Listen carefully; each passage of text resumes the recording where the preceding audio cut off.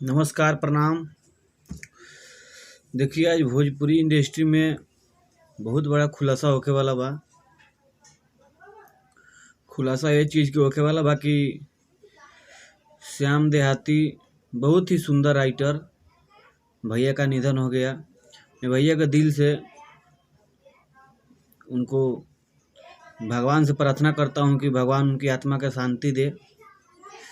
काहे कि इतना कुछ भैया भोजपुरी इंडस्ट्री में करके गए हैं, उसका कोई जन्मों जन्मों तक उसको नहीं भूल सकता है, आना लोग कभी भूलेगा।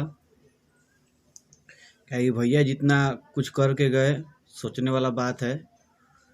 और उसी पर राजकुमार आर पांडे जी अगर हमारे वीडियो को देख रहे हैं, चाहे कभी देखेंगे, तो आपसे मेरा दोनों हाथ जोड़कर विनती है कि भैया का जितना भी पैसा आपके पास निकल रहा है, जितना भी हो, उसको जल्द से जल्द लौटाने का कोशिश कीजिए।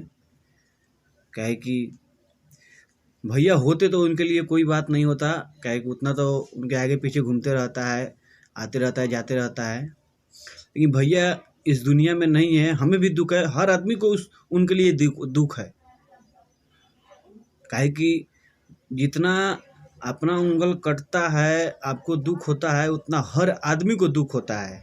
ठीक है, तो ये मत समझिए कि हाँ वो नहीं है तो उनका पैसा मैं पचा लूँगा, नहीं दूंगा।